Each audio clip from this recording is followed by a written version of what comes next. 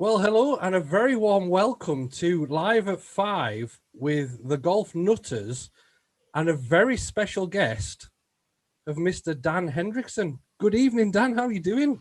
Good evening. Good evening, everybody. How are we? I'm all right. Thank you very much. Yeah.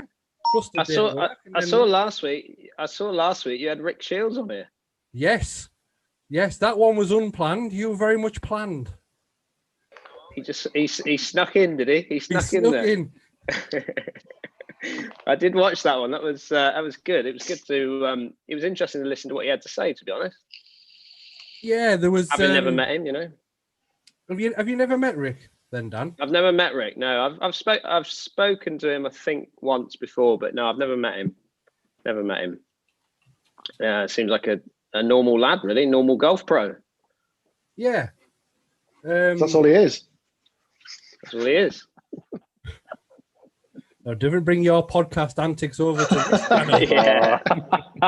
Only fools. Yeah. No, How's things going anyway? Okay. Yes, very well indeed. I think just like everybody else, the anticipation of getting back on the golf course now come Wednesdays. Again. Yeah. I mean, it's never nice to have a break, especially when you're told you're not allowed to. And yeah, obviously we're going back. That's absolutely fantastic for everybody, for you as well, for golfers and content creators alike, if I'm honest. Yeah. Just giving us the opportunities to get out a bit more, and do a bit more filming and get back on the plan, Absolutely. Have you got much planned for next week then, with it all coming out? Are you got Lee going to be running around? To be honest, my main focus is back at Torquay at the shop, and I've just been here all day today, just trying to get it all back in place and getting it ready, for when we open up on Wednesday morning. So I think this week at the club is going to be pretty busy. So that's going to probably take most of my time up, to be honest. How many private messages have you had saying, "Can you book me a tea time?" Because I noticed Lester had put on Twitter, like anybody you've never met in his life. With it. Leicester's been hammered with it. No, I mean, to be fair, we're probably very similar to a lot of golf clubs out there where it is just mad. It is so busy, and with the time, obviously the light issues that we have at the moment, members getting tea times is just hard work, So I'm sure everybody's in the same boat, but yeah, I think the tee sheet is pretty much full up after about 3 minutes online. So yeah, it's pretty mad up here. And I think you're one of the only YouTube professional golfers who actually does work in the pro shop still. I think I'm right in saying that as well. Yeah, I don't think there's many guys. Maybe there's a couple of guys that do more of the coaching side of things. Yes. I think maybe some of those guys are possibly around pro shops, maybe a little bit more. I would say I'm probably one of the only ones that maybe owns a shop. Like it's my stock. It's all my product that I've got to put into it. So I'm probably probably one of the only ones that's still active. Because the problem is with it is like I'm finding now, it's time. It's so hard because the YouTube world has got busier and busier, trying to balance the two businesses, which is what it is now. It's kind of like it's two businesses and you're trying to manage both of those, and it's pulling you one way and another. It's difficult. It's you need good teams around you to keep the balls up in the air, And is that why you employed Lee, or did you just feel sorry for him? Hey, this was all Lee's idea, by the way. me to go on my own with YouTube was all Lee's idea. This was not a plan. Well, you're doing very well at the minute. Yeah, shy of 30,000, aren't you? You're on 29,100, something like that. Yeah, it's gone up. It's gone up a lot in the last couple of weeks. Things have really made a bit of a push. It plateaued a little bit for a while there, or was just a steady, and then it's pushed on again for the last week. And yeah, it's been. Yeah, it's interesting. You watch it and then it just makes a jump, and then you watch it again, it makes another jump. It's and at the end of the day, I put that down to a lot of it with what we did last week with Pete Finch on the channel, and we did some work with Pete. We thought that would obviously have a bit of a push and drag people over to the channel to have a little look at what we do. But yeah, to see it sort of go jump, it's quite nice to see it, And what's it like watching Peter actually play golf? Because I think Lee made a comment on the podcast that he can hit a golf ball. Oh, he's a Not proper as far as golfer. me, though. Like, not as far. Yeah, you got him by a good foot there, didn't you, Lee? Doesn't matter. Foot or an inch, it still got him. No, he's a good player. I mean, I was a little bit surprised. I think when he said he turned pro off about a 4 handicap, he hits a properly good ball, and he's got a really good understanding and good idea of what he's trying to do with it, which is half the battle. But when you watch him play, you can see why he's got that ambition to sort of have a go at trying to get into the Open, and it should be a serious idea for him. He should be really pushing on, because I've been lucky enough to be around very good players in the professional PGA ranks. And he's as good as kind of anyone I've seen out that plays in the elite level of the PGA. So what did you turn pro off when you were an amateur? What was your handicap? So my UK handicap was 1. Yep. So I was in the States for a while. I went out there for university, and I was on a college a golf scholarship out there. So when I was out there for like 4 years, your focus is out there more than in the UK. So my handicap over there was +1, and then it was 1 over here. So I had to go and do my playing ability for the PGA, which was fun. But yeah, it's beautiful, isn't it? No, said nobody ever.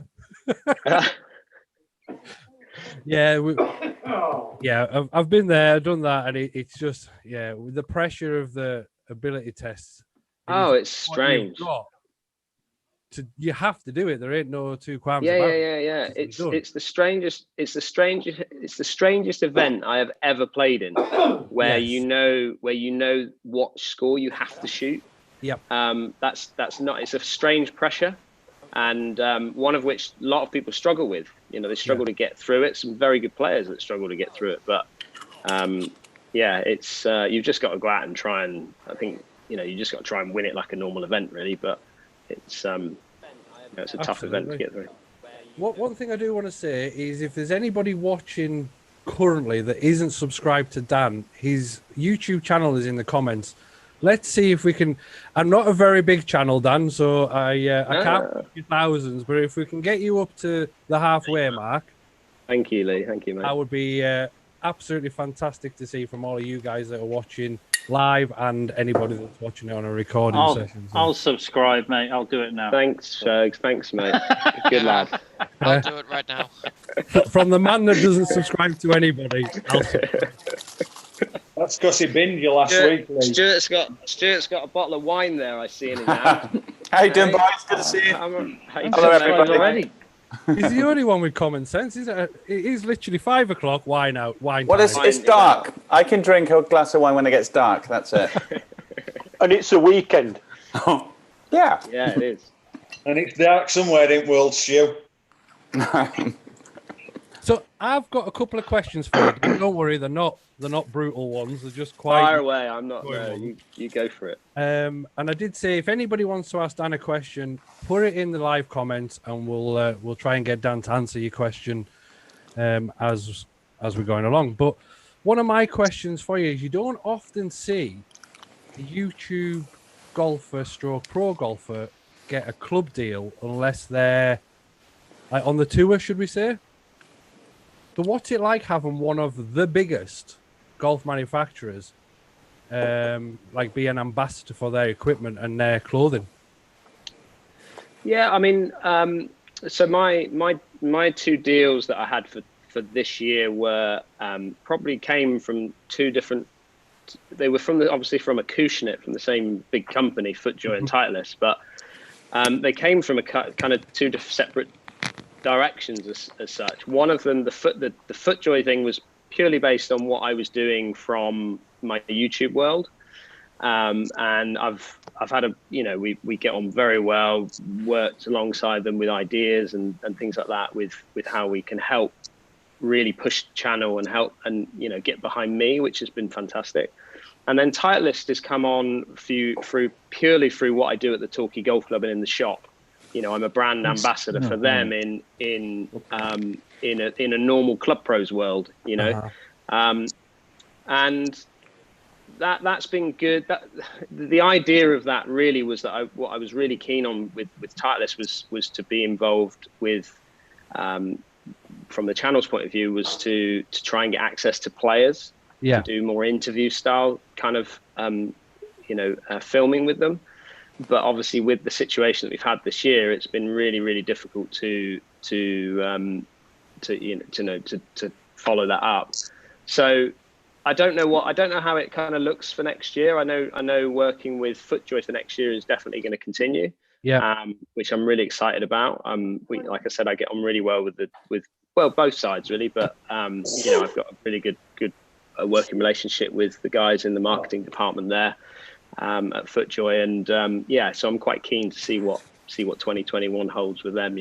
Well, I hope Titleist do come back and say, right, okay, well, we didn't have much of a great year this year. Let's do it again next year. Let's give you the access to the players that you get and so forth. And look, see the content come out that you had envisaged in your head. Yeah, and the other thing that I'm really keen on with that, and this is something that it's a balance here, because obviously we want to do more reviews of product.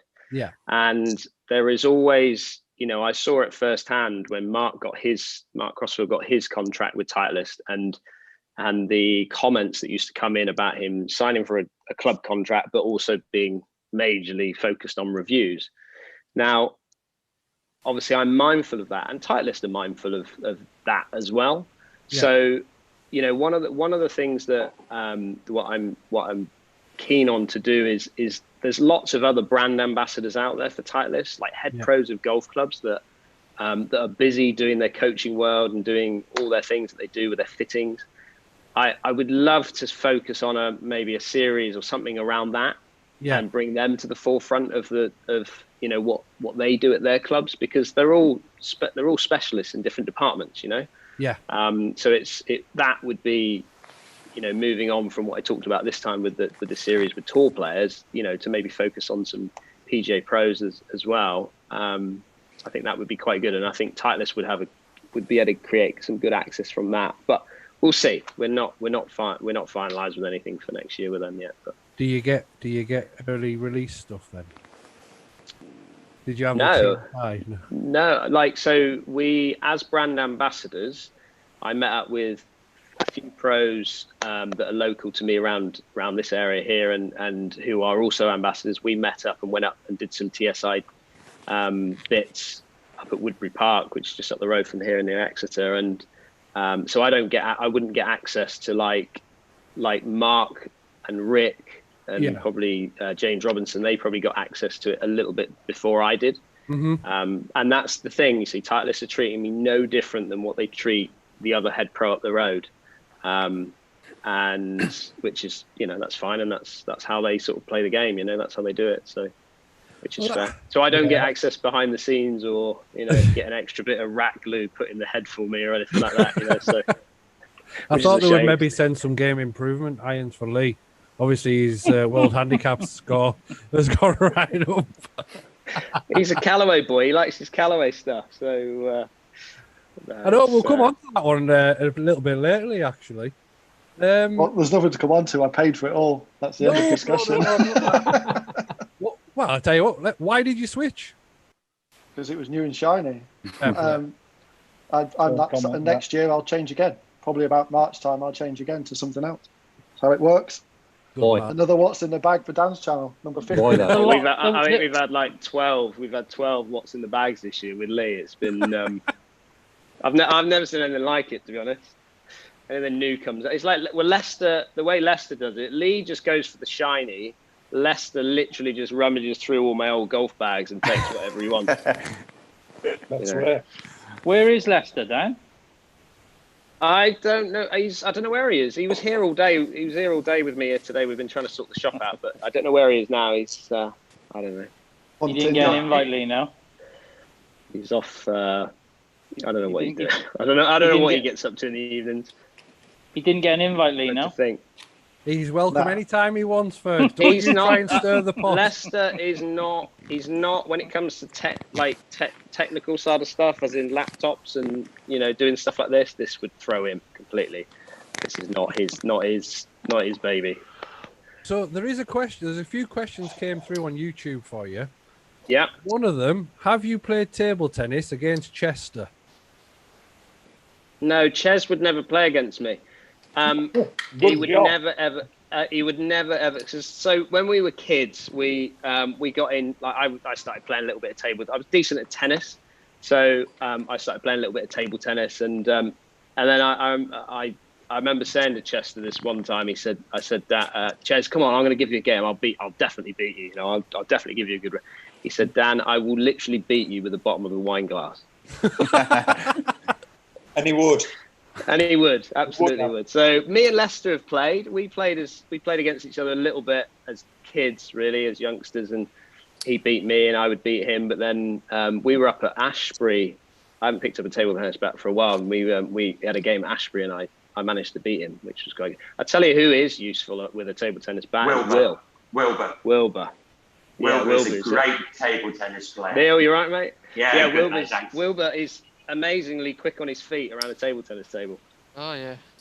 Especially if food's involved. What were you doing at Ashbury? We were doing some filming up there. Really? Why was that? And then Lee was then off getting jobs. I didn't realise we went up filming, and then Lee went off and did a job interview at the same time. By the look of it. You like that feed, Lee?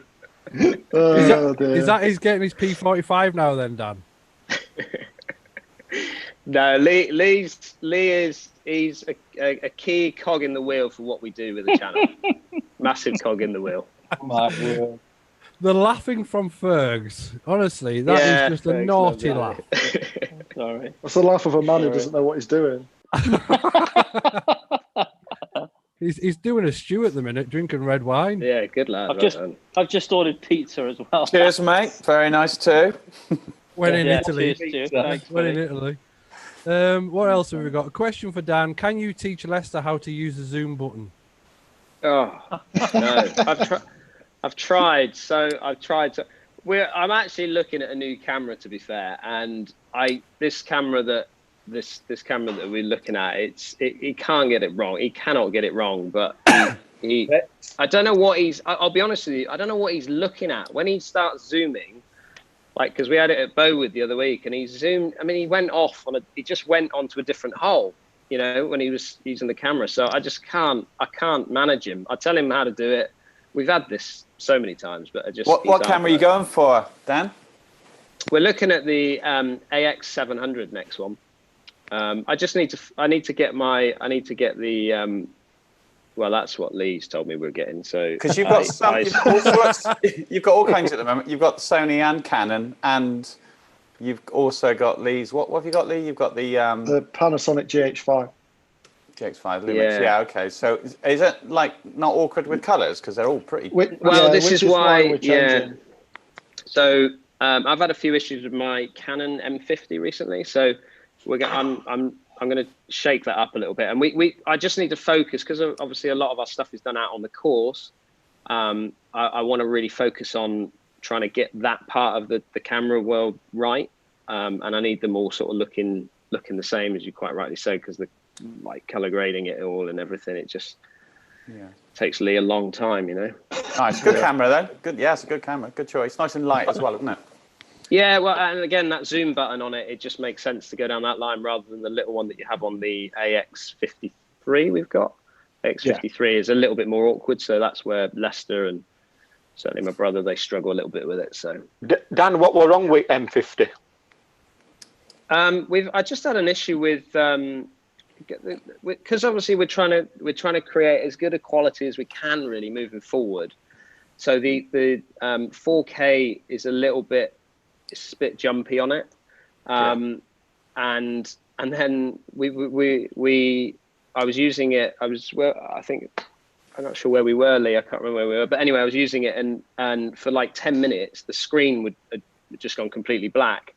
So where you pull the screen out to the side and you can selfie mode or whatever you're trying to do with it, it just like the connection must have gone on it. So it was just, you know, so we were standing there for 20 minutes trying to get it to work. But yeah, so that's happened a few times. I thought it might have been a battery issue, but it's got to be some type of connection issue into the screen. So Right, I'm just saying that because I've just actually bought that camera. Well, it's a great camera. Like, It is it's a a good really camera. good vlogging camera, you know. But yeah, I don't know whether I've just dropped it in the bag or I don't know. Something's happened to it, but it's great. I love using it, but for what I use it for, I think I need something maybe slightly different, you know. Okay. We'll take it back, Jeff. No, wait, is when I start my channel up, I'm doing the adventures of a blagger. So if you've got any FootJoy gear that you want to send me, Dan, We won't fit you, mate. any FootJoy stuff, you know. FootJoy, yeah. Yeah. Are you 7.5 shoe? Is that, are you 7.5 shoe? I've got a few pairs of shoes. No 11s. Oh yeah. You know what You're they blagging say. stuff, and you're already coming with an objection. I mean, come on. Dan, what's I'll the use best- 7.5. Yeah. What's the best black deal? What's the best Black Friday deal in the shop today? If you'd have turned up here today, you'd have had whatever you wanted. I'm just trying to clear some stock, to be honest. Yeah. Okay. Yeah. Need What to get else the have shop we got? going. What else we got? What's the main content on your channel? Obviously golf, but what do you mainly focus on? Do you have one specific, like course vlog, product testing? Just for, I don't think this is from Craig, and I don't think he'd have seen your channel. Yeah. No. So we do it with the way we're trying to focus on it now. I mean, you got to remember the channel was kind of, there was no plan really. Like, there was a plan to get it going, but there was no real plan for it. So it's just it's a channel that has evolved and is evolving as we carry on. Now, so where we're at right now is that we do every other week is a course vlog, some type of course vlog that we do.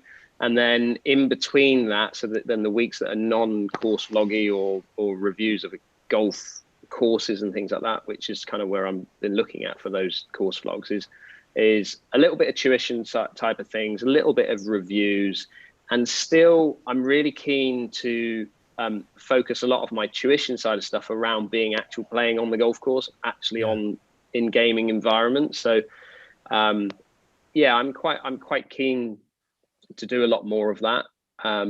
So it is a mixture and it is evolving. I love some of the stuff that I've really enjoyed doing is meeting some people, like, you know, and interviewing them, you know, whilst you're on the golf course, having a chat with them and getting an understanding of what their world is all about. And yeah, I've really enjoyed that side of it. The equipment reviewing side of things is it's a bit of a flooded market, if I'm brutally honest. It's like and I enjoy it. I enjoy it to it's not my most enjoyable part of the channel is reviewing equipment.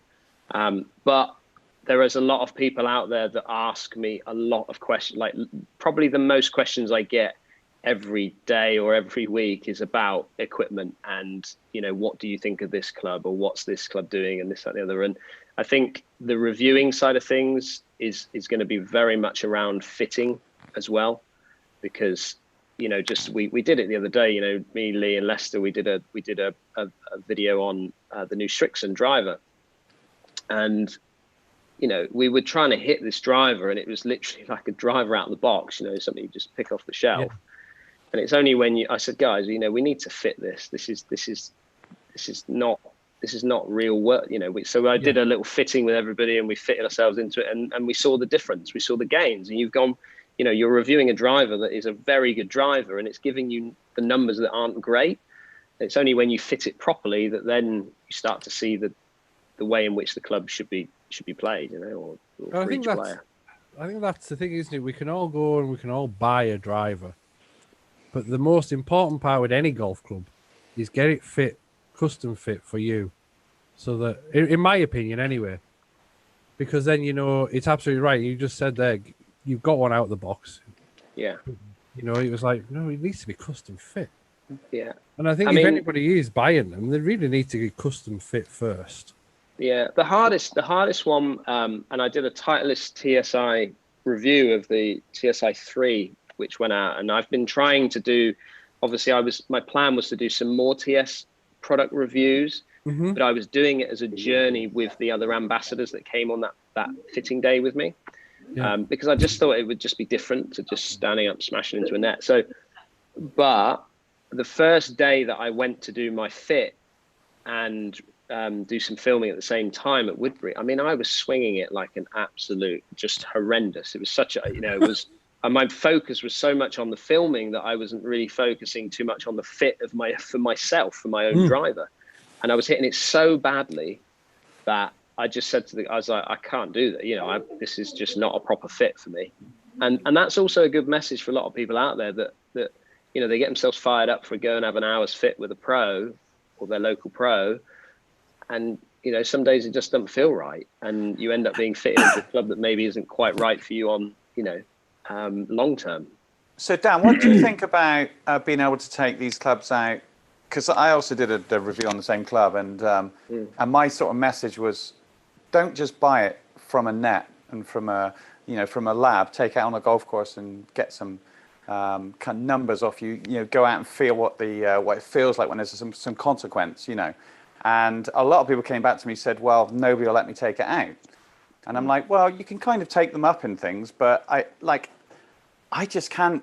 I can't say to someone, spend £500 on a driver without taking it out on the golf course. It's like literally not taking a car out for a drive. It's a lot of money. So what do you think about that? I mean, if you've got demo clubs and things that you can take out, or what's your view? So for me, I mean, because obviously at Torquay Golf Club, it's a members golf club. We let them go out. I've got everything here when it comes to the Titleist side of things and a couple of other brands, but we do let them go out. The issue you get is generally if people are not members of a golf club, or they go to a driving range and they get fit or whatever, it can be very difficult to be able for the pro or the fitter to manage that situation. So that's why it's difficult to get them on the golf course. But you only have to take my situation there. I'm going for a TSI. I'm thinking, right, I'm going to be in this TSI 3 driver. That's the driver. I'm coming from TS3. I want to go into the TS. It looks stunning. Looks absolutely beautiful. First few hits, all over the face. I couldn't manage it at all. And it's only and I lost confidence, if I'm honest. I looked down at it. It looked smaller than my old driver, and I just lost complete confidence in it. And it was only when I then eventually took it out, took it onto the golf course and put it in my environment that it started to feel better for me. So it's hard. It's really hard, and there's no right or wrong with what pros are doing. They're just trying to protect their own. The thing is, I don't like to almost kind of promote it, but I feel like go and find somebody that will let you do it, because there's obviously Titleist area professionals that do have stock, and there's people who don't have stock. And I don't like people going away from their professionals, because often they can get whatever they need in, a bad vibe. But it's with that much money, when they're spending for a driver, say, I just feel it's quite important to find somebody who will let you just go out and play a few holes with it. I don't know whether you agree or not, whether you think the fitting process in the lab is accurate as you can possibly get, and then off you go. It's up to you. What would you be your sort of views there? I mean, the numbers are the numbers at the end of the day. I mean, I would like to think that I'm a good fitter when it comes to products, but a lot of the time is what I see with a player, and the numbers aren't going to change a massive amount when they get onto the golf course, So a lot of the time you've got to put a bit of trust into the person that's helping you, trying to get you into the right driver, because ultimately you all want the right, you want them to play better golf. You want them to be in a driver, and I'm not afraid of saying, you don't need to go and buy another driver. You don't need to go and spend X amount of money to buy a driver. I don't know if we talked about that, but you don't need to go buying a driver if it's not going to improve you. Because to be honest, I mean, it's very personal, isn't it? But a lot of those drivers, from what I can see, like the top 10, if you like, they're so similar when you look at numbers when, like you say, you're fitted correctly. We're talking such small margins. It's literally down to what they feel like when you've got a tight par 4, or you know, you maybe you shape the ball either way or whatever it might be. Yeah. It's kind of almost that should win you over, rather than I like this one because it's the latest one and I think I need it. I sort of almost feel like you kind of have a wiggle, get yourself fit, and then the rest of it is all about almost course, you know. Yeah, but for me, when it comes to confidence, you get onto a tight hole or a dog leg or whatever it is that you're trying to, you know, it's seeing is believing. You've got to take that driver and put it into that environment to build any sort of confidence with it. And let's be honest, you're not going to probably get that in a studio like I'm in here now. You know, you're not going to get that. You're not going to start building confidence in a club until you put it under pressure, put it in a, you know, in a tournament style situation. It's almost like in reverse. You kind of get fit and then go out and then come back in and say, this is what I was actually finding, as opposed to in this environment. So it's kind of a double tweak, isn't it? What I would say, though, is that with all the, you know, and they're all the same, you know, they're all so interchangeable now with all the different maneuverability on the heads and the actual hosels and things like that, that if you find something that's kind of there or thereabouts, you like the look, you like the feel, you know, with a tweak here and a tweak there, you're never going to be far away from optimizing what you want to get from it. So it's going back to your original question. It's hard, and it's down to each pro and each facility to decide what they kind of how they want to deal with that. But yeah, for me here at Torquay with the members certainly, and maybe some of the people we generally coach or fit and things like that. You know, I'm not afraid to let the clubs go out. You know. Yeah. Into the course. Yeah. Oh, while Stuart was talking to you, what's he like as a pupil? Oh, honesty is the best policy. We edited that video, I tell you, the amount of thanks I hit is amazing. No, we had a good day, didn't we? It was good. We did, yeah, it's very good, very good. I enjoyed watching that anyway, you know, when because Stu's got undoubtedly one of the best swings on YouTube, without shadow. Yeah, he's a good player. Who's got the best one? I don't know, pal. Yeah, present company accepted. No. Right here. He's above your mind.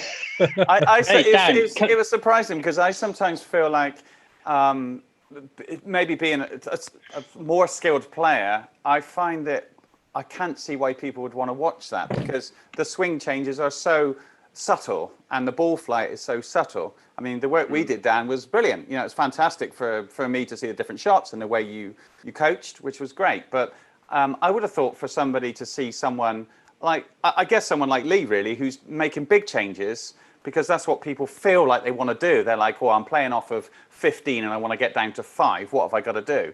But I was surprised at how it was received. A lot of people were interested in it, even though when I watched it through, I was like, God, I can hardly see a change. But I remember the changes on the day to the ball flight, you know. Yeah. And feelings, the way in which that club was working for you was probably felt quite big to you, but in the visuals, it's small. Yeah. But I know so much from the ball flight how different it is, you know. And so I think that's the key of coaching, isn't it? Because it's actually not big moves. We feel they're big moves. Everybody feels like, you know, we're going to drop it on the inside or we're going to do whatever we're going to do. But it's so finite. It's ridiculous. Well, I feel like I've gone from Adam Scott to Justin Leonard. That's how I feel at the moment. Well, I can tell you, I would take either if I was you. Quick. I was going to say, you get the claret jug with Justin Leonard. They're both I'd have Jim Furyk, me. You look like John Daly. I mean, they're both major champions, so. Yeah, they're all right. They're doing all right, both of them. So we're aiming 4 yards left, Lee. Getting into the whole, you as a teaching coach, how frustrating as a coach is it to see Leicester go cack-handed on a chip? Well, you know, I'm cross-handed when it comes to putting, so you know, Leicester is cack-handed for chipping because it gets him round. It gets him round the golf course because it's more about what you've got to realise with Leicester is the emotions he's going through over that chip. Yeah. You know, I know the feeling. I've been through it with a driver and I've been through it with a putter. It's not a nice feeling to have to have what he's kind of going through right now. And you have to let with Leicester, you know, you have to let him go for a start. You have to let him just crack on and do what he's going to do. But you just have to support it. I have to support him because it's not very nice. You know, it's for a lot of people, they've walked away from golf because of the way he's going through right now. You know, he with makes his chipping. it look so easy though when he does it. I was going to say I'm quite a fairly recent watcher. Has Leicester always chipped that way or not? Because I used to play with like a +2 player who played cack-handed throughout. So when I saw Leicester do that, I thought, well, that's just normal. Or is that something he's obviously kind of gone towards? He's gone to it. And he suffered early on. He was an amazing putter as a kid. He was a fantastic putter. And then I watched him kind of, when he turned pro, it all got to him a little bit, I think. And I could see that he lost it a lot with his putting, and he went to cross-handed, and he was all sorts going on with his putting. But it then moved into his short game, and I've seen it now with his short game, and he's getting there. Like if me and him are just chatting and like around a green and think he can play all the shots there is, normal hand, you know, normal grip position, but you know, it's when he gets, it's the emotion, it's that I won't say the words, but it's the emotions that he's kind of going through with, you know, with it, that I've got to just support him with it, really. Yeah. Well, that's golf all over, though, isn't it? I mean, we're all trying to convince ourselves from hitting a good shot a lot of the time, unless we're completely besotted by, you know, playing well and actually delivering good shots. So it's kind of, there's always a demon there. And nobody wants to mention any of it because it's around the corner, possibly, you know. I've done it. I've had some really tough times. Certainly when I was at college, when I first started out at college, I had a really tough time with my putting. I went onto greens that were just like ridiculously fast and just struggled a bit. And then when I first turned pro, I mean, when I turned pro, I was a decent scratch golfer, you know, as an amateur coming up through, and you know, I was a decent player, and then when I turned pro, I remember the first time coming back from America, and I built up these. It was just my own way. I built this built it up in my mind that I had to compete to a good level, you know, and then when I turned pro, I literally couldn't break 80. I was just about to say exactly the same thing, Dan. I was just going to say the same thing. The second I turned pro, I couldn't break 80. And I was like, what's happened in one day, you know? Yeah. And I just couldn't hit woods off a tee. I would literally, you know, horrendous. But you have to go through it. You have to go through those pain barriers and come out the other side, you know, which Leicester has to do that. Yeah. No, it's well, he's too skilled. He's too skilled not to shoot good scores. So I mean, it's just. He's a good player. Yeah, he's a tiny player. He's a good player on his day. On his day. New handicap system +1. He's off +1 now. Yeah. Yeah. He's giving you a shot now, Dan. And I'll take it. Don't worry, I'll take it. Right. So what is going on with that then? So what happens? Because I remember, you know, as far as like the Rick Shields YouTube day and all that sort of stuff. I mean, how can you be giving pros shots if they're not prepared to go and get a handicap? Because I know a lot of the tour players, like Tiger and Phil, they've all got handicaps. And I feel I sort of almost feel something's kind of got to change in respect to whether your normal pros can continue to play. And I support it. I think it's great. I mean, I don't like the idea of people being judged. I mean, that's the wrong way of kind of putting it. But I feel like it would be so good. I've had so many pros that have turned pro and then stopped playing instantly, like from +2 to not playing. And then you play with them a few years later and they still hit good shots but can't get it round because they've like played some pro-ams, like 18-hole tournaments, and it's all kind of gone from 72-hole low amateurs to like 18-hole pro-ams with guys you're trying to coach. And I sort of feel like they're missing out on a big chunk of golf. As soon as they turn pro, they're like, whew, that's that done. And I think it's a bit of a shame, really. I feel like it should get to a point where the PGA should say, you know, okay, well, if you're a coaching pro, which is fine. I don't care if a coaching pro's off 50. It doesn't matter it doesn't matter. You know, like tennis coaching, you know, you'd get a tennis coach and he hasn't played tennis for years, but he's got a great eye, he can see what's going on, see the angles and the matchups. But I feel like with golf, there's this weird kind of separation between tour pros, players and amateurs. And I feel like the amateur game's got so good now that I would say like 50% of the amateurs would beat most of your regular, like a large percentage of the professionals. And so I feel like the pros should play more in, you know, and get handicaps and put a bit of pressure on themselves and and it's almost inspires you to, I've got to hit some shots today because I'm playing this weekend, in a competition with the members. What do you kind of think about that, Dan? Would you encourage pros to try and get handicaps and see how they go, or? I think I've never really understood why guys turn pro and then stop playing. Like at the end of the day, I turn pro in golf because I love golf and I want to play golf, and I love competitive golf. Like I love competition. There's nothing better for me than teeing it up in a pro event and going up against the guys that the other pros. But I've never really understood why guys just stop playing, like you quite rightly said. I mean, I've got lots of friends who are pros now that coach and, who were decent amateurs, but literally would be scared to play golf. They would, be scared to post. They're scared to post a score, and because they don't want their members to see their bad score, and and all of that. And I know what that. But Dan, you were sort of an accomplished golfer that would have been probably at the higher end of your abilities. I find that a lot of golf pros, when they turn quite young, they get to kind of 3 or 4, turn pro, and they're at the start of their journey, I feel. And I feel then they stop that journey. So if you think, I should keep improving and try and maybe get to scratch, perhaps. But I think that it's a bad vibe. I think the more people that could possibly teach at a worse handicap but have good results would possibly help those guys in the future, with confidence. I think now the World Handicap system's come out as well. They can actually maintain the exactly. handicap. I'm trying to say it would be a good challenge. Yeah, definitely. But with pros, just because you have a bad game, it don't mean that you're a bad player, does it? Well, it doesn't matter if you shoot 80 every week. You can still be an incredible a coach. Yeah, exactly. But we spoke about this. We spoke about this at length. I spoke with Dan, actually. Me and Leo spoke about it. I think I spoke about it with most of you. I don't understand this ability thing with golf coaching. I don't understand the term pro. I'll throw that out there. It's a golf coach. You're not a golf pro. You're not you, Dan. I mean, in general, unless you're playing for a living. If I coach football, it doesn't make me a professional footballer. But I don't understand this relationship between ability to play and ability to coach. I don't know of another sport that's quite like it. I would like to go even further and say I don't like the difference between I'm a professional, because I feel like if you're good enough to qualify for the European Tour, you go out there and you bet $5,000 a week on you beating the rest of the world.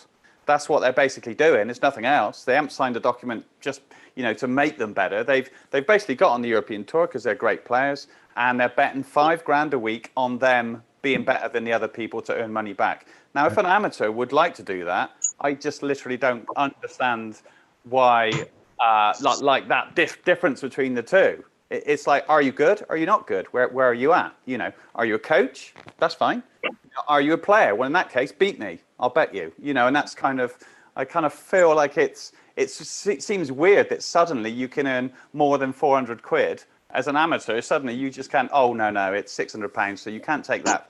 You'll lose your amateur status. And you think, well, what's the difference? We're all just trying to get around a golf course and a low score. Yeah, it's difficult. Do you see much difference between, obviously, Paul and your brother Paul and your standard club pro? The ability levels, is it that noticeable between the two? No, I mean, the guys that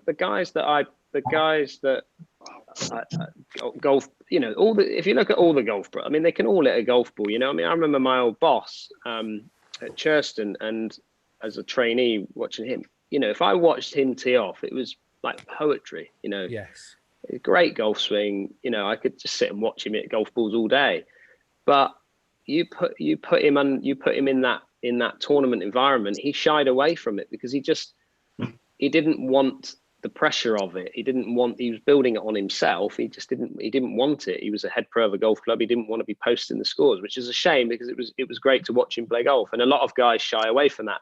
When it comes to Paul, you know, Paul, ability, like natural ability wise, you know, my old boss probably if you watched him just swing a golf club and watch my brother, you know, swing a golf club, there'd be not a lot in it, to be honest with you. But Paul's just worked his ass off, you know, to get to where he's kind of got to. And, you know, that Paul and I were slightly different as, you know, in kids, you know, I play tennis to a good level. I could play rugby to a decent level. And Paul's always, and golf as well. You know, I got into the county first team before Paul did, right. But Paul's got this drive, you know, he's got this, like, you know, nobody knocks him off once he gets on a course and he's going on it. No one's knocking him off that. He's just going forward, you know. So once he gets his teeth into something, he's off and running. Whereas me, I was always a bit, you know, if the harder I practiced, the worse I got, sort of thing, you know, because it was more natural rather than. I'm glad it's not just me that had that problem. I still do now. Do you think if you took Paul's route, Dan, do you think you would have got further than Paul? Probably not. I don't know. Not really. I mean, like I said, I don't know what the answer. I don't know what the answer is. I'd love to sit down and speak to people about it that know more about it than I do, probably from a psychological point of view. You know, it's how you deal, and you know, ability is one thing, but it's how you deal with the environment that you put yourself in. And I remember as a kid, when I first got picked to play for the men's club team, and I turned up there and I was nervous as anything. I remember the first time I got picked to play for the county junior team, and I turned up there and I was nervous as anything. But as soon as you go up that next level, when you then step back to the next level below, you're comfortable in that environment because you've played at a higher level. And you got to keep knocking those walls down to get through, you know. I remember getting through into the final qualifying of the Open in 2004 or something like that. And I just struggled. I buckled. I completely, my ability to deal with that, I had the game to play it. But it was just the emotional roller coaster that went with it, you know, and that's what you've got to deal with as well in the game of golf. And I don't think people really touch on that enough, you know, and I'd love to know more about it, and I'd love to do more videos on that. But would I have got any further than where Paul is now? I doubt it. You know, he's so dedicated to it. Speaking of sorry, go on. And I apologise, Lee, because I'm going to use you as this massive example. Lee's obviously, well, I think he's your student, you're his coach. Does it make you proud or disappointed the fact he knocks it airborne past you? Ouch. Fuck Lee, you're talking Lee Whitaker now? Yeah. Because he hits balls, doesn't he? Yeah, but he's got some. I mean, he's a lot bigger than me. Like, he's taller than me for a start. I mean, he's fatter. Is what he's got some speed. Yeah, he's got some serious speed. And I'm sure when it, you know. So does it make me proud that he can hit it? Yeah. I mean, that is you know what I'm proud in the fact that of where he's. When I first saw the first time he ever came into the studio and started hitting some balls, to see where he's gone from there to where he is now. Yeah, it's fantastic. And you know, in any coaching environment, that's what your goal is, to try and watch and see that all develop. I'm just lucky enough to watch it unfold in a weekly basis, you know, because I spend a lot more time with him now. But you mean unlucky enough? Sometimes. He was being nice. But yeah, it's been fantastic to watch him develop, and to be fair, it's happened very quickly. And in a way, I knew that as soon as he started playing a bit more golf with me and the people that we play with now on a regular basis, he would just pick up so much. You do. I remember it as a kid. You know, I used to play with the best players I could play against, because then you just follow suit and you watch them and you learn so much. And I think if you probably asked Lee, he would probably tell you that he's slowly just, you know, picked out parts of people's games that he's kind of wanted to follow and watch and learn. And you know. I think also it's like you were saying earlier about your brother and those kind of expectations that you do. You know, if Lee's playing with good players like yourself, then when he goes to play with somebody lesser, then he's got that kind of air of confidence at least, and he's able to swing it as he can, which I think is really important. As you were saying, I'm sure, yeah. The other thing you learn from good players is the fact that you're with them. And so then when you play with a lesser player, which you hope to, you feel like you've got an edge on them, even if you might not have. You know, I think that's that proximity is quite a good thing too. Yeah, I think I think that if you know, because a lot of people struggle when they play with a pro. I listen to it in all the pro-ams I go to, you know, and certainly here at Torquay when they say, oh, playing in the pro-am tomorrow, I'm so nervous. I didn't sleep last night. I'm so nervous, you know, because they're nervous to play with a pro, which is, and I keep saying to them, well, I'm more nervous than you are because I'm the one that's got to go out and post a score under par tomorrow, and you're expecting that, you know. But and that's what Lee's probably had. You know, he's had the opportunity to play with some. You know, at the end of the day, Paul was the British PGA champion in 2015. He's the English champion last year. You know, Lee's playing with the best of the best, really. Yeah. And if you're able to tee it up with those guys, then really it doesn't matter who you're playing with, you know. Yeah. And that's hard. That's a hurdle that you have to get over as any golfer. I didn't mean anything harsh by that, Dan, by the way. There's a lot of people seem to think that I did. I really didn't. But I think that goes back to a conversation I think we were having on Graham's live on Wednesday. I think it was Wednesday. It was about a higher handicapper playing with a lower handicapper will pick up a lot. I'm not saying you were a high handicapper, Lee, so don't take this the wrong way, but you pick up a lot of information. He is now.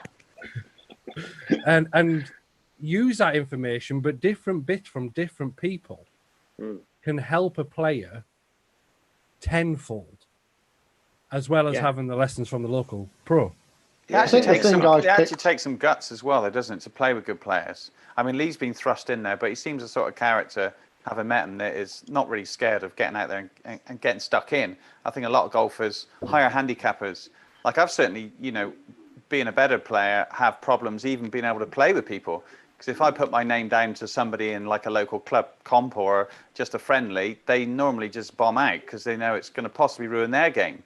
You know, and so I think there's that as well, is that you've got golf, you do need a certain air of confidence. You know, you look at the best players and they're often quite arrogant, but that's because they have the belief in themselves that they're better than others. And I think you need a dollop of that, you know. Yeah, I think I asked that question on Wednesday to both you two, because I'm an high handicap. I've just started playing golf.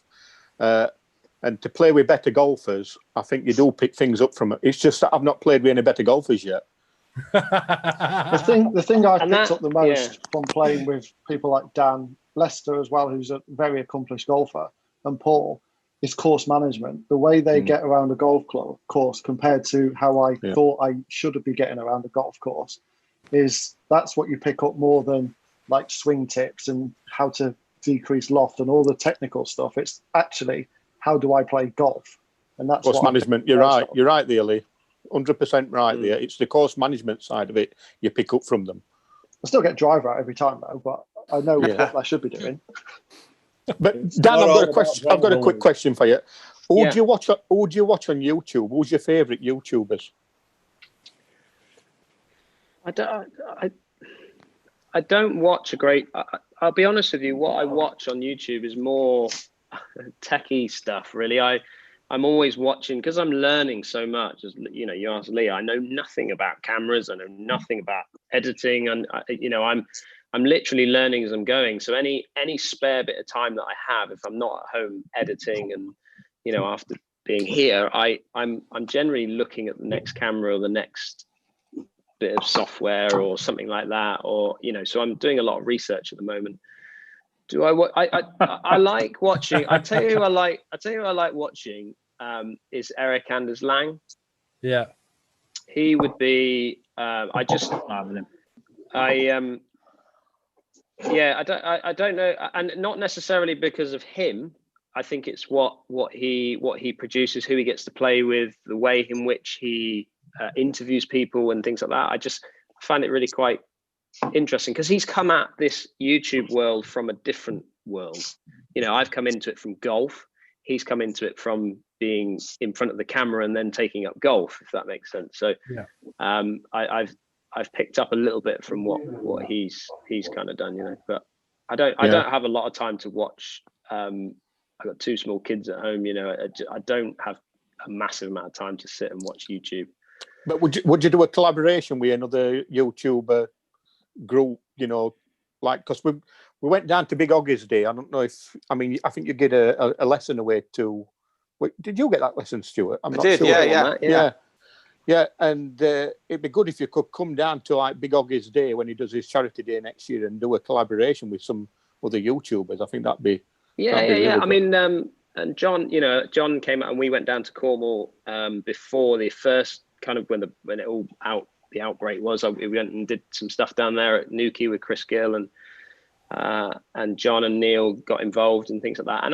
And I said that from the beginning. You know, I'm happy to do whatever with whoever brings anything to the table. You know, it's where, and I got this from Pete the other week when we were chatting about you know, things, and like he said, he you know, he's open to do whatever in some ways, but where the hard thing comes is you know, I get lots of people that request to do stuff, but they then lean on you for the idea of what are we going to do, and you know, and that's not it. You know, you're trying to focus on your own stuff to generate. You know, it's hard enough to create your own content of ideas and stuff like that.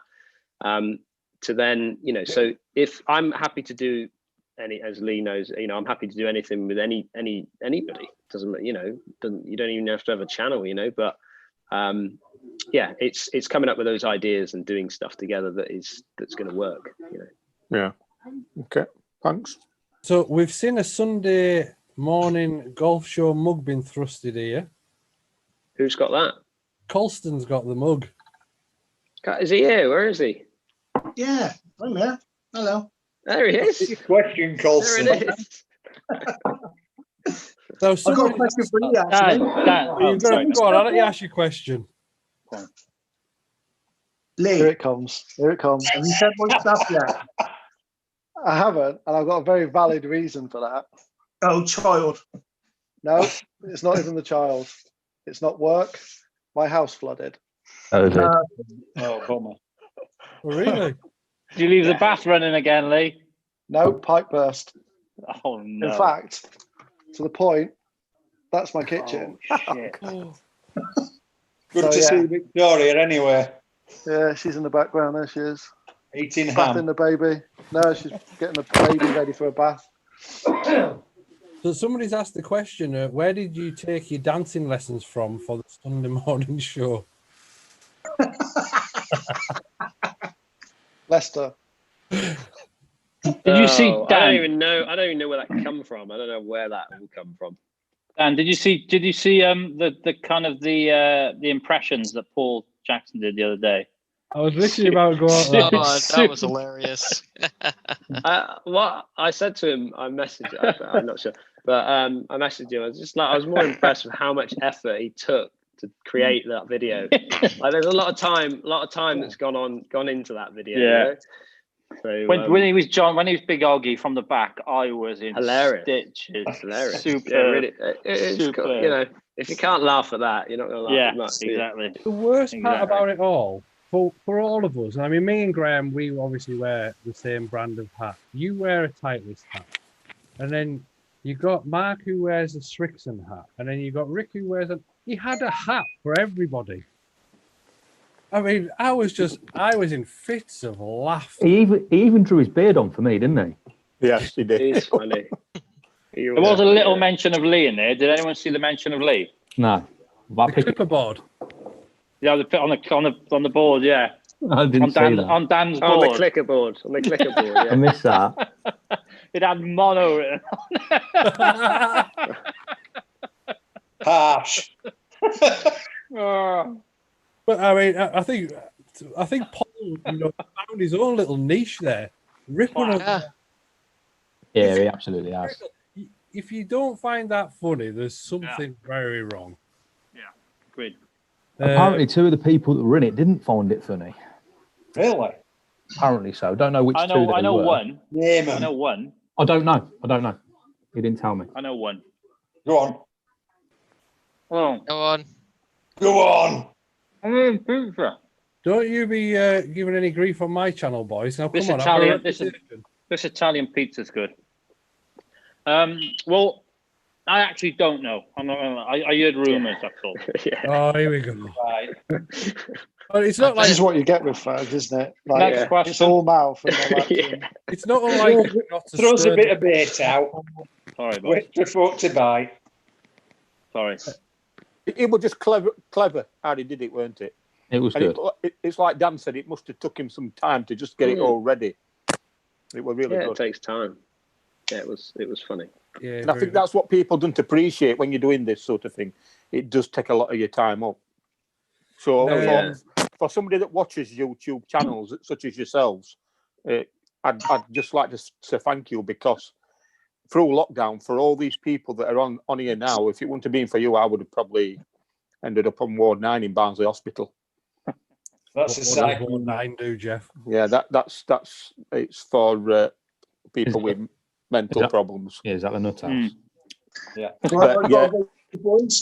So you've kept people like me going, and we do appreciate it. Take care, bud. Well, I'll see you again. Dan, Cheers, Justin. Nice to see you again, mate. You take care. I will post it. I promise. All right, thanks, Dave. Stay steady, boys. See you in a bit. A couple more questions, Dan, and then we'll let you get on with your, because obviously you've got 2 kids and you want to go home at some point in your life. Kev Webster, question for Dan. The pro he took to St. Melian to give him some insight into qualifying for Q School. Did he qualify? And great vlogs, by the way. Paul. Wilbur. Thank you. Yeah. No, we went down there with Will, who's my trainee here. So he's going for his PGA. And my brother Paul and James Ruth, who we went down there with as well. And Will did. He went. Obviously, we put him through the paces down at. We didn't tell him either. That was sneaky, really. We didn't. We told him to come. We knew he knew he was coming down to do some filming. And then said, right, we're gonna. It was me and my brother that kind of come up with the idea, really, and we put him. We just said, right, this is it. This is the final last 9 hours at tour school, and this is what it's going to be about. And it was fantastic for him. You know, if he probably looks back and putting him in that environment with 2 players that have been there and kind of done it with James and Paul. I think it was good for him. So he got through first stage quite comfortably. I think he finished in the top 3, which he was gunning for, because I think if you get top 3, you get some money. So he was pushing for that. And then he went off to the second and final stage, which he then got a category on the Euro Pro Tour for next year. So it's great. It's absolutely fantastic for Will. He is a talent. Like he is. I've known him when I was secretary here at Torquay for a few years. I saw the talent coming up through, and he's just got an opportunity now to push on, and really he's got the strength. He's got some power, and if we can just control it a little bit with him, he's got the courage as well. He's not afraid of winning. And that seems a very nice guy as well. He seems like, I think when people have got that sort of vulnerability about who they are, I think they can accept things better than others, if you know what I mean. Yeah, no, he's just a good lad. Yeah, he's a good lad. He's he's got a great opportunity now, and the key to the Euro Pro Tour is to get on and get off of it as quickly as possible, really, and move up and get going. And he's got that. He's got it wouldn't surprise me if Will got through, Euro Pro this year and ended up on the Challenge Tour for next year. It wouldn't surprise me at all if he did that. And playing with the likes of my brother and I know he plays a lot of golf with my brother and James, and another good friend of theirs, Ryan Pope from Exeter, and they play a lot of golf together. And you can see how those guys have rubbed off on Will and helped him sort of get through the next level, Paid time off for him, Dan. Sorry? Paid time off for him. Paid time off? When he goes on the tour, Dan gets 10%. Never mind the caddy, it's Dan that gets 10% for letting him have the time off. Yeah. No, do I give him paying for time off? Yeah. Well, he we'll That's see. a no. We'll see. I'll help him out as much as I can. last one for you, Dan, and then we'll let you go. You've got a YouTube golfer, or just a YouTuber in general, sorry, a pro golfer for a game of golf. Where in the world would you play on that game of golf? And who would they be? So a YouTuber? Any YouTuber. Doesn't have to be a golfer. Mark Crossfield. Now we said we'd be nice on this vlog. I've played plenty with Mark. I would probably any YouTube. I'll come back to the YouTube golfer. Any golf pro? Yep. Right now, probably let's say Louis Easterhausen. I'd probably play with him. Swing to that before. Yeah. So I'd play with Louis and any YouTuber. Got to say, Marcus Brown and Pete McKinnon both play golf. Just as a heads up. Yeah, that'd be good for the channel. I'm sure. Yeah. The 20 million. Yeah, I'm sure it would. That's a tough one. It's a tough one.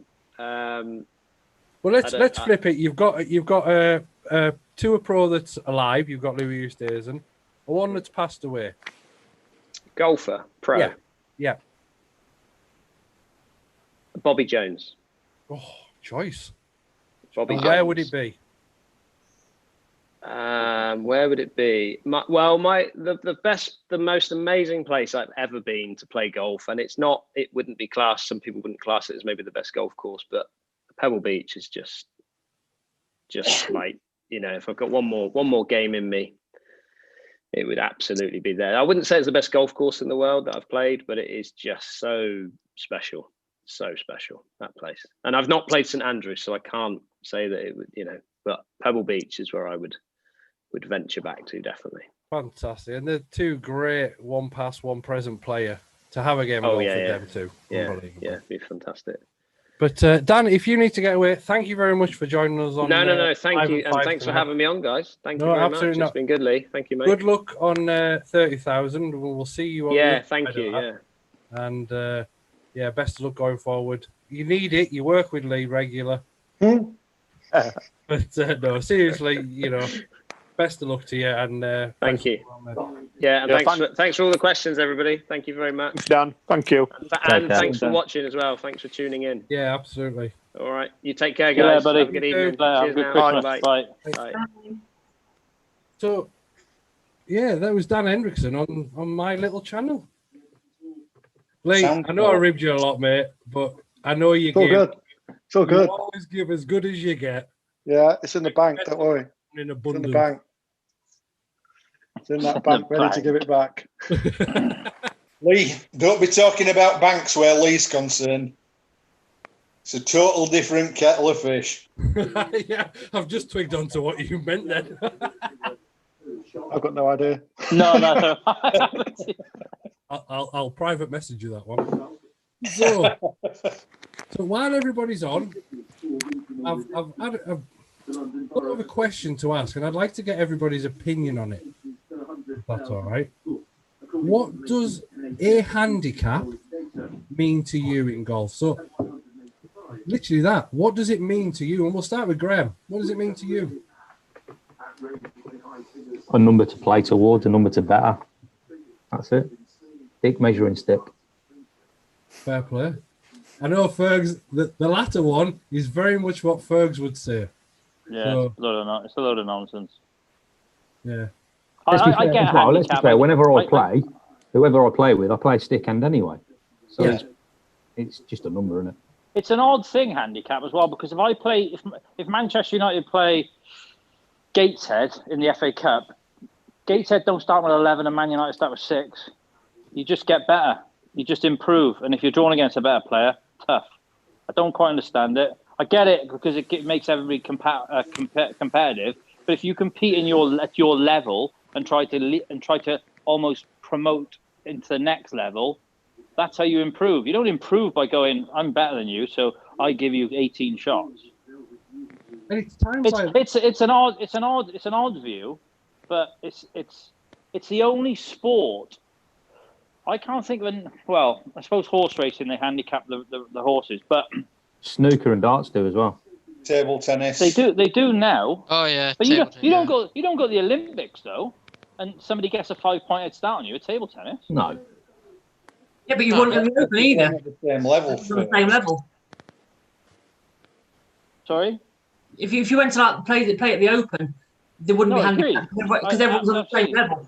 Yeah, I agree. But there's better players. There's the number 1 in the world, and there's the 500th in the world at the Open. The 500th player in the world doesn't get a 3-4 head shot start on the best player. I get handicaps to a certain extent because it makes people competitive. But if you compete in your kind of categories, I don't know what they're doing. It's an odd opinion. I get that. It's not for everybody, but I can't think of another sport really where handicap is that prevalent as it is in golf. I can shoot a 70 Saturday, right? I can shoot a 70. Somebody can shoot a 95 and win the competition. Kev Webster's just made a very valid That blows point. my mind. If there was not a handicap system in golf, it would kill the game at amateur level. Would. Yeah, I think it is a brilliant thing. I mean, I've found, as most of you guys would, it means that you can. It's a sport that you can play. Like, for instance, if I was going to play tennis and I want to play against Nadal, I'd have absolutely waste of time. If he was a family member of mine and we were going to go out and try and have a fairly competitive match, if competing is your thing, it would be impossible. I wouldn't be able to return the ball. But with golf, we could all play against Tiger Woods and have a really close game. And if it's right, close and possibly beat him and have that experience of kind of pitching yourself and playing with other people. You combed your hair? So I think, with me, if my family played golf and we can all have competitive matches because of the handicap system. And so I think it's quite a unique thing. Come here. As far as like if it was motor racing, if you just stuck, a top driver in a crappy car and you had a top car, you think, well, let's see if we can beat each other.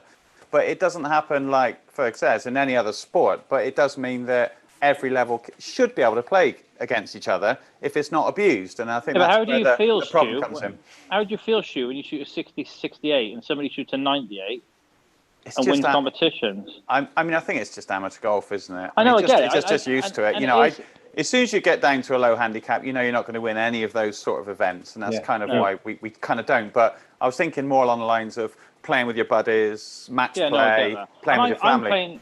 I'm playing devil's advocate slightly, and it's not like you. It's an interesting thought though, and I'm not saying that they are dick measuring exercises to a certain extent. You can play off 3 at a 5,500 yard parkland course and claim to be a better golfer than somebody plays off 9 around Carnoustie. It's nonsense. Yeah. What I'm saying that is nonsense because I think holding a good scorecard in your hand wherever you are takes a certain amount of skill, mental skill. So the idea of somebody shooting 5 over as opposed to shooting 2 or 3 under, whatever course it is, it's kind of not comparable. I don't think. I think when somebody comes in and says, that's why not many 59s are broken. They're all capable of doing it, but you get to possibly par in the last and they're bogeying the last and so on. So I think that the mental aspect of it is absolutely crucial.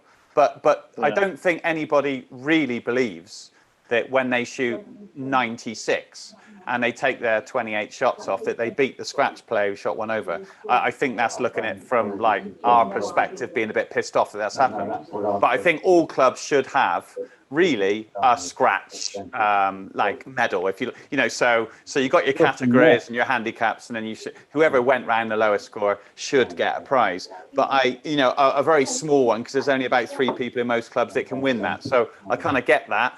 But I think there should be that the person should be commended for getting round the lowest on the day, whoever they are. We have best gross at ours, every medal.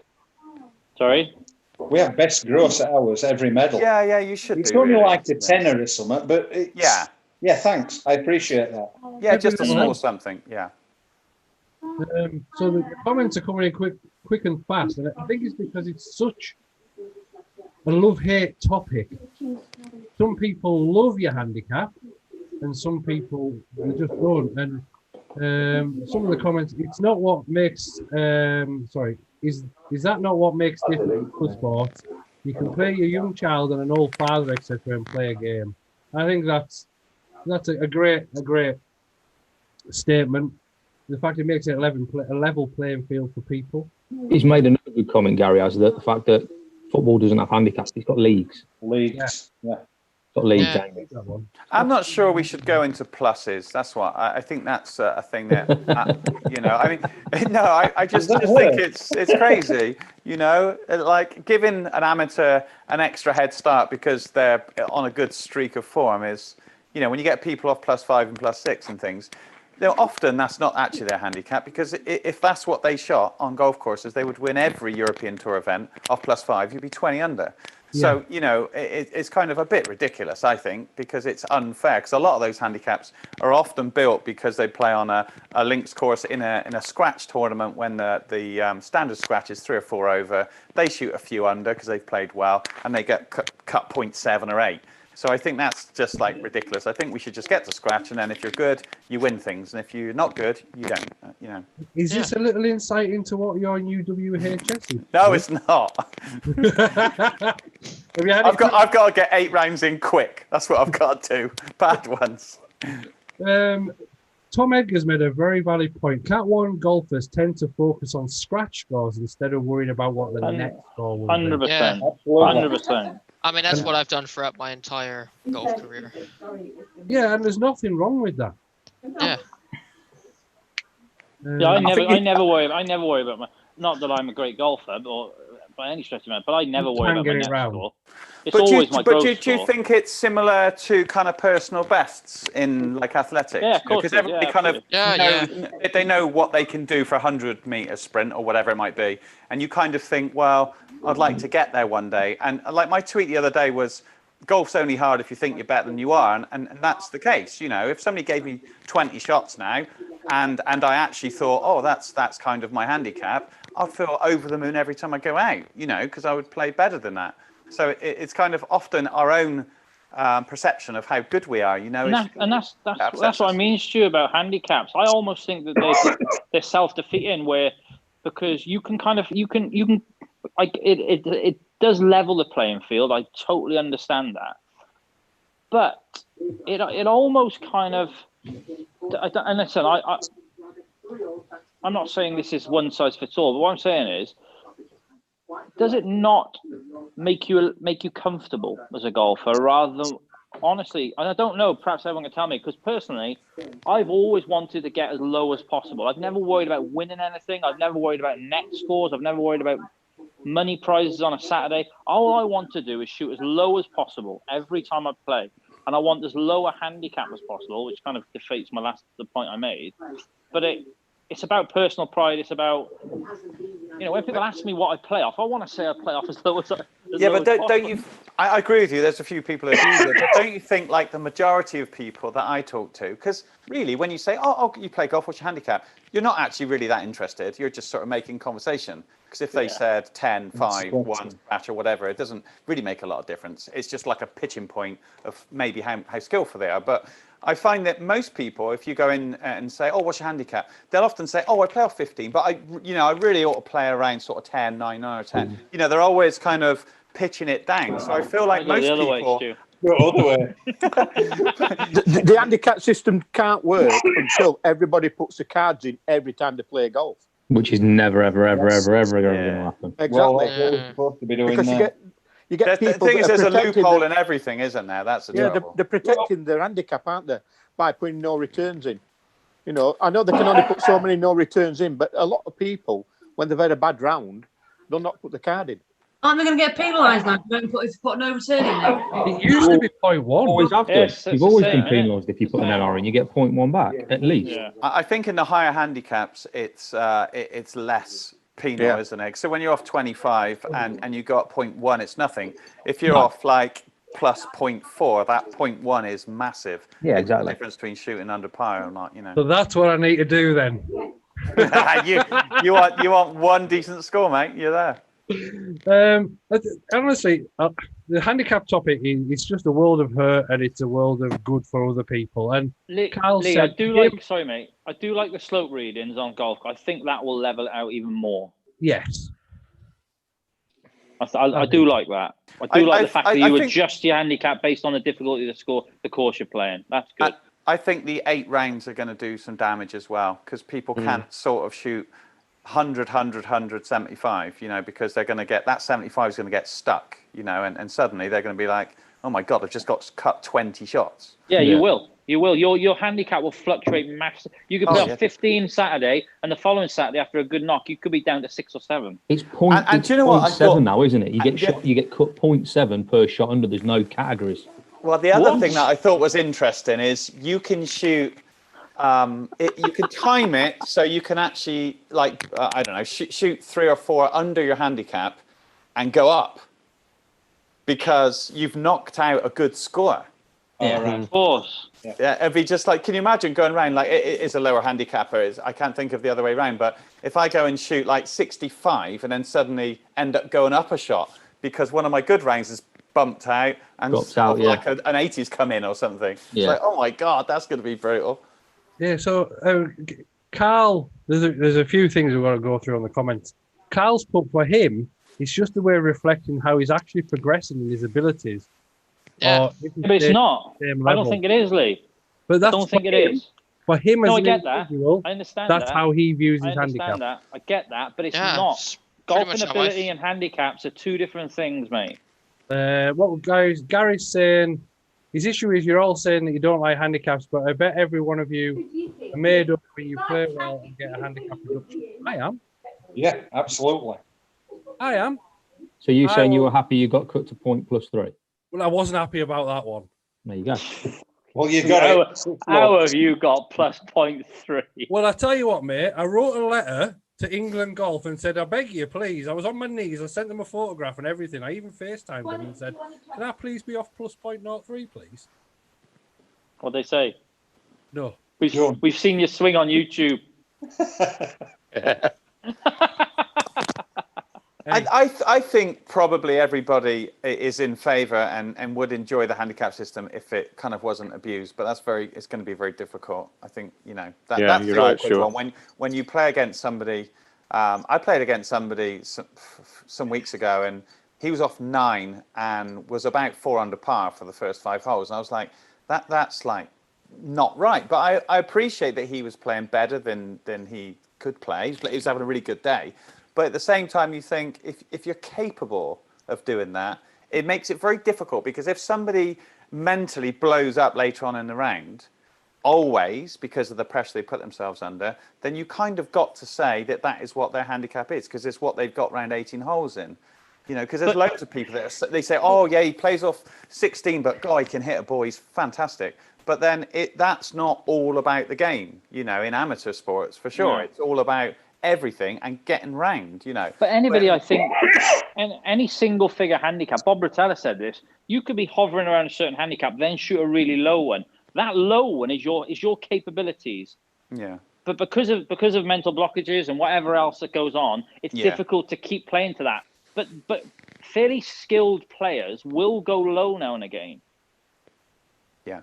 That's their ability. That's what they're capable of. That's where they can get to. But obviously, it's difficult to do that every week. Tom's just said it. He said he played his dad today, and his index is 5.3. His dad's is 8.4. His dad's 59. He's 33. In a scratch match, his dad won 7 and 8, and he shot 1 over. What? That applies to him. Yeah, that's just on day, isn't it? Weather conditions, hardest plate course. Well, I think not only that, it's with this system should work it out, because if he did that 20 times in a row, he would be off 1, but or 8 times in a row, should we say? But the chances are he's going to throw in some high 80s and 80s and that kind of thing. So I think, you know, the handicap. I think people confuse the handicap with how you play. It's not. It's an average. It's supposed to be an average of how you play, and the average is actually only 1 in 3 apparently. So you should only really play to your handicap. You know, not that many times a year if you're going to play 25 tournaments. You know. Gary, you're saying that's not true. Is that the 0.7 for every 1 over or 1 under? You just clarify that for us, please, Gary. And that's why you should always try and hit it as far as you can. Sorry, Brian. I think the handicap system, it serves as, it's got multiple purposes for me personally. One, it does show the increase in ability for me personally. Like last year, I started the season on 39. I finished the season on 28. So that for me shows my progression, that my game is getting better, and it will only continue to get better. Yeah. Second, I think because it gives that level playing field. Like if I went and played a game with Stuart, for example, his ability against my ability, if we were scratch, I may as well just chuck my clubs in the car and go home. Do you know what I mean? Because I'm never ever going to win against Stuart. But with the handicap, it kind of gets rid of that almost, without, for the want of a better word, that elitist. Yeah, it's great. No, it's fantastic. I love that, because otherwise it will be a very lonely kind of sport for the it makes better it more players. inclusive at the amateur level for everyone of all ages, abilities, whatever, to go out and have a game and have a go with somebody that is better than them, but you've got a bit of a fighting chance. And do you know what the other thing is worth sort of mentioning, is that nobody really sort of cares how you play and what your handicap is. No. So, you know, like if I'm sort of drawn with a 25 handicapper or whatever, whoever it might be, we've got our own problems. So it does sort of perturb me a bit that people get concerned about playing against better players, or they're a bit worried about their ability. No one cares. No one's judging them. You've got your own problems. You know what I mean? And if you get the end and they beat you, or you beat them, or it's irrelevant whether who wins. Even it's like it just doesn't make any difference. It's just that's right. So I don't play against other players. I play against myself. Yeah. Well, everybody does, really. I mean, we're all doing that. Yeah. I have always played my golf against the course. Yeah. Always. Unless you're playing match play. Well, even then, I'm still trying. Yeah. But I'm still trying to beat par on that particular hole. He gets beat when he plays match play. Stop it. Snide. Yeah, match play is unique though, isn't it? Because if somebody canes it out of bounds and you're on a tight hole, you kind of would have a little look at it. But but generally speaking, you're just trying to hit good shots all the way around. I mean, myself, I just trying to put a good swing on whatever you get over, really. I mean, that's it. It doesn't matter who you're playing with. If they're hacking it, hitting air shots, doesn't make any difference. You don't look at them any differently. You just get on and play. No, and some of us, Stu, we don't put our dad's cards in as our own score. Oh, yes. Yes. Oh, who started off and who's giving who fingers now? I'll tell everybody, Graham, because I'm not ashamed. But they weren't counted, were they? They weren't counted, so it doesn't matter. This guy's had a couple of hundreds in his golf course. 115 and 119. Oh, that's good. I like that, mate. 19, Graham. That was swell. Mate, if they were mine, I'd have quit. Oh, but yes, so is there a guest on next week, Lee? Yes. Who's the guest, Graham? Oh, no. I will tell you next week. Oh, God. There's no point you know now. Then you'll decide whether you're going to come on or not. If I tell you literally before the last minute, you'll still be on. Boom. Come on, mine on Wednesday, I'll tell you. Nice to see Rick last week. That was good. It was different, wasn't it? And very Graham, good, sorry, Stu, just a minute. Sorry. Graham, if there isn't me, there isn't you, pal. So we're all right. Yeah, you can't operate without me. I can't. But yeah, no, it was nice. It was actually quite nice. You know, it was very different. Obviously, he was in the comment section, and Jeff was he preferred Peter Finch to Rick on his channel, and then Rick came back saying he must make better content, and then Jeff just said, "Well, come on Zoom." On he popped. Well, I got to say, I mean, it's not very popular, but he's just like a good ambassador for it. To be honest with you, he is. Yeah. I mean, if you had a kid getting into sport, getting into golf, and they landed on Rick's channel, I mean, it's just perfect, isn't it? It's kind of corporate. It's great. It's interesting. I mean, it's not for everybody, because some people like to watch, like, I don't know, course vlogs and maybe like golf mates and so on. Yeah, see, different. I would recommend. Great, you know, very consistent and yeah. See, I would recommend golf mates to beginners first, then Rick Shields. I think that why comes down to why. Hang on. Sorry, really. No, I'm going to interrupt. This is my show. I'm gonna say that would only depend. I think, to be fair, it kind of backs up on Fergs what Fergs was trying to ask anyway. To that would only recommend if you get Liam and you get his channel and you get the golf mates thing. And I think that's what Fergs was saying. Fergs was trying to say. No, I was just curious why Aidan thought that. I was just curious what Aidan's thoughts were. That was all. What have I missed? Kent, you've got your hand up. Thank you. Like to speak. Thank you. I would like to speak. I would like to say, what the fuck is Neil wearing? That's a Christmas jumper. Oh yeah, what Neil? What on earth? Neil, it's a shame about Maradona, isn't it? He's gone for a Norwegian. He's gone for the Norwegian sweater, Neil. It's a shit, mate. Take the hand. He was a fantastic footballer.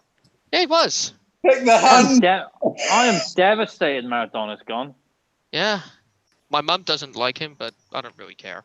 But, so what you really think, Neil? Yeah, my mum doesn't really like Maradona. I'll save my comments for the comments channel tomorrow. All right, mate. I'll be on. After I've had a few drinks. I can't wait. I may or may not be on tomorrow. Neil, I may or may not be. Don't wear that jumper tomorrow. I won't. No. Thank you. I might Wear his watch Christmas along. jumper. Can I answer the question that Fergs give to Aidan? Go on. I think as a new golfer coming on, you want to see people that are similar to what you expect to be, and I think on Golf Mates you get that. Yeah, that's basically you took yeah. the words right out of my mouth, Jeff. Thank you. I'm not sure. I get the attraction with Liam 100%. I think what Liam's done is unbelievable. For an amateur of Liam's ability, which is kind of the same as most of our abilities, Stu probably being the exception. What he's done with his channel is unbelievable. And it does show that. I said this when he got over 100,000. I was like, listen, I think he's probably an example for everybody that doesn't have a pro shop, that hasn't got access to golf clubs left, right, and centre. As far as YouTubers, but what I will say, my opinion. Sorry, 1 sec. Sorry, the point I'm trying to make is, if I've got a 13-year-old, I'm not sending him to Golf Mates. I'm sending him to GM Golf or Fried Eggs. I'm sending him to young people having a good time on the golf course. That's the only point I'll make. See, I think Liam's channel highlights a community. And I think that's 100%. Sort of different, isn't it? Look, so if you're thinking of a kid technically getting into stuff and want to know about golf balls and rules and stuff, I think maybe the Rick and those guys are good for that. But I think as far as when you're into golf itself and you're thinking, I'm really keen to get on with it, and I don't know who to play with, I don't know who's out there or what's going on, I think then Liam's channel 100%. Is all about that community, you know. And I think if it wasn't for Liam, we wouldn't be doing this right now. So I think how many people who disagree with that completely? What do you mean, Aidan? Well, I mean, if it wasn't for Liam, I wouldn't have met all of you guys. I don't think any of us would have known each other if it wasn't for Liam. Well, I'm not sure. I don't think I've met any of you through Liam. I have. I've met all you guys. I agree. I've met Lee. I have. Fergs, you definitely not. Oh. I don't know where Corin and Kent and everyone else come along. Thanks, mate. I met most of you guys just through chatting and Twitter and that kind of thing, and saying, "Dude, let's have a round of golf." Listen, I get the Golf Mates thing, and as I said previously, what he's done and the community he's created is unbelievable. It'll probably never be done again, to be honest. No, he's with really regards to golf revolutionised. YouTube. It is fantastic. He's really revolutionised YouTube Golf Mates and where we all met, really. Corinne wouldn't have watched Golf YouTube if she hadn't seen the Golf Mate. And then suggestions come up. I mean, you knew Graham and Lee long before I did, and Kent. Yeah, that's a fair one. And what we're saying is, you watch a channel, you watch Rick Shields, you watch whatever, there's suggestions there. And that's when...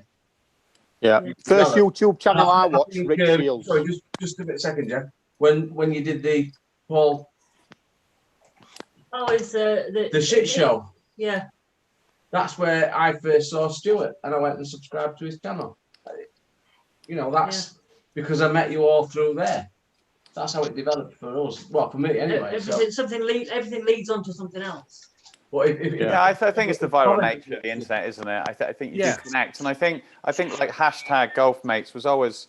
I think the great part about it is the fact that you can play with anybody and feel connected with them anywhere in the world, which is great. You know, what it's created is good. Yeah, unbelievable. You actually That's feel what I like was going to.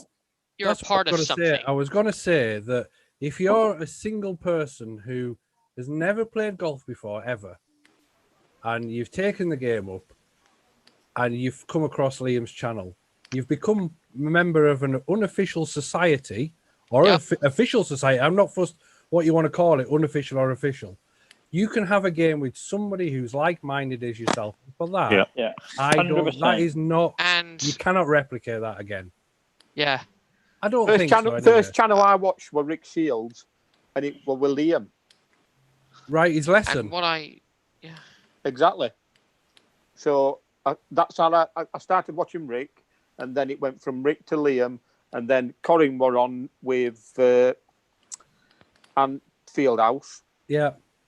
And it's just gone from there. So I've met loads of people through, really, you think about it, it's come from Rick. There's a blast from the past, and Fieldhouse. Yeah, there is, yeah. Well, me and Stu were talking last night. We're going to do a different venture of golf, as it's known now. We're going to do... What did I call it last night, Stu? I can't remember what I called it last night. Can't remember, but it was celebrity roasting. I think it turned into. Golf YouTube roasted would be class. Yeah, it was. It's got golf swing roasting, starting with Rick and Pete. Then a spin-off series is going to be This Is Golf Porn. Yeah. Is I anybody? don't think we'll get a community, pal. Go on, folks. Has anybody got any? No. So, what do people think of collaborations? Why do you think people on golf channels do it less than most other kind of genres on the tube? Because every golfer's precious about their channel, and I don't know why. We've had this conversation first. Yeah, we have. Yeah, I think Dan hit the nail on the head just then. I think. If you want to collaborate with someone, you've got to really have a great idea to do it. Because, you know, if somebody went to like any of the big guys and said, let's have a round of golf, it's like, well, I can do that myself. And it's not even being funny. It's just like I can go out, and not me personally. Like if I was Rick Shields, he'd be thinking, well, I can just go and play golf myself. So I can go out with whoever I like, no problems. But I think it's coming up with really unique ideas that is exciting for people. And it's the same as if you look in a celebrity world. If somebody came up to one guy and said, oh, do you want to come on my podcast? More often than not, unless it's something interesting or some sort of decent banter or a theme, they probably wouldn't do it. Or they're selling something, which is obviously the commercial side. Yeah. So I think, I think collaborations are tricky in golf because most of it's already being done. If you look at other YouTubers, they've always got a lot to offer. So you might have a superstar kind of chat show guy like Rogan or something, and then you might have a superstar sort of vlogger like Casey Neistat, and then they would collab, sort of thing, because they're both bringing such different ends. But in golf, it's that one community. It's pretty much everybody that Rick's got is being shared around, if you like, Yeah. I think it's such a niche YouTube avenue. Golf, I don't know the actual numbers of golfers in the UK. I would never know that stat. It's a very small amount they watch YouTube, though, isn't it? Have you noticed? Yeah. Eden will know. I was going to say, let's say you've got 3 million golfers in the United Kingdom. But only 1 million of them actually watch golf on YouTube, and that is, or 1.3 million. But that is worldwide, not necessarily just UK. I think the more Rick gets, the better everybody will be. The bigger the community you'll get. Yeah. You want to know the number? Go on. To Google. Oh, don't ask Google. It'll tell us we've all got coronavirus. 656,000 players. Is that it? Yep. Well, do you know what? That's pretty amazing because he got 250 odd thousand on that petition. So a third. Yeah. Less. And you got 1.3 million that follow Rick. So I don't know. Yeah, Rick's worldwide, though, ain't he? Yeah, well, yeah. Okay. America. Yeah, he said America didn't help him. His views in America, yeah. Yeah, which he said it didn't help him. Clearly it has. So yeah. I mean, with Rick's content, some of his stuff. I mean, I do watch quite. I watch quite a few YouTubers, but I do like some of his stuff. But it goes off boil for a bit. You know, it's like somebody said last week. You get a little bit fed up with it, so you go on to somebody else and watch some of their stuff. Yeah. And I think that's what's happened. That's what's happened with Rick a little bit. It seems to be doing similar things week in, week out. But No disrespect, Rick. But don't you think that that's why that he doesn't get 1.3 million viewers on every video? Exactly. You know, people do dip in and dip out, you know. Yeah. And I think that's why someone like Mark Crossfield is probably getting a small attendance now, because those people that watched for many years, and because I think, I respect Mark totally, and I think his kind of reviews and his, it's a very specific niche that he's gone into, which is interesting, I think. But because he's done it for quite a long time, I think people think, oh, it's another one of those, you know, another one of one of those shaft testing, driver testing, whatever. So I'll watch something else. So it's nice that he's kept in his niche. But when you get people like, you know, GM Golf and Good and all those guys, they do such radically different stuff that people that attention stays in and they get higher figures, you know. I think it's sorry, Lou. It doesn't matter whether it's golf, whether it's gaming, whether it's photography or whatever. I think there'll become a point where if you watch one person, you'll find somebody else and you'll come off that person, because exactly from that one person, you find that next person and then the next person, then you forget about the first person. Yeah, then they come round again. Yeah, so I think regardless of whether it be Rick, whether it be PewDiePie, whether it be KSI, whether it be Casey, whoever, I think that evolution of start watching one, by that point you've got to 10, you forget about number 1, 2 and 3, you start watching 4 to 10, and then the whole cycle begins again. And then I think that for me is probably what it is. Golf YouTube, I was terrible at it. So the two things, I think the one thing is really difficult with golf is telling a story. And if you watch the best golf vloggers, Casey Neistat, he's recording a camera. If he's reviewing the new iPhone, the vlog tells a story. There's a beginning, a middle, and an end, even to an iPhone review. And the second thing that I didn't concentrate on, I don't think many do, which is where certainly golf mates have got it down. And Rick has as well with his kind of niche testing, is it has to be entertaining. It's an entertainment thing. It has to entertain you and it has to tell a story. Those are the two things, I think, because it's no different to watching television. You just watch somebody who's not as famous. I was just going to say, Ferg, I completely agree. I totally agree, but I think the trouble is we're trying to put two things into one space, and that is that, like, if you watched a football match, I'm not a big football match person, but I know people watch it for hours, or cricket, like, they don't necessarily see a beginning, middle, and end, and it's almost like some course vlogs, if they're done right, doesn't really have to have a story as long as you follow it. Like the Masters, you know, you might get to the end of the Masters and watch it and think, oh, DJ won it. That was a bit shit, you know, or whatever, but you still follow on. So I think that there is different, like, if people are interested in actually the sport, like I'd be interested to watch, like, Lee Westwood just play a practice round. I'll just watch it from start to finish. I don't care what he said in it. I'll just be interested. And so there's a whole group of people that just would like to watch people play slightly better than themselves, which I think is fine. I think when you go into that market of, hey, I'm a superstar, you know, I'm going to entertain you, you have to deliver, because we're so used to high quality delivery of entertainment, which is what you're saying. And I think the people that, like, obviously fall out and don't go anywhere, and that's when they sort of get stuck between the two. You almost feel you've got to do one or the other. And if you're not a personality, which most people aren't, or a filmmaker like Eric, then, you know, you're going to struggle because you're going to get pitched up against those people. It becomes a drama then, though. But having spoke to Rick like we did last night, that's the only mention I'll say. He said, he kind of said, if I hadn't evolved, I'd still be doing 6-part golf vlogs, as if to say, what are people thinking? And you've only got to look at, we've all done them, but if you look at the numbers from part 1 to part 6 or part 1 to part 3, it's just that it spirals. Absolutely. And people have to, there isn't many more difficult kind of genres on YouTube than golf. You can sit in front of a screen and talk about fragrances or makeup or cameras or iPhones, and it kind of everyone's looking for iPhones on them.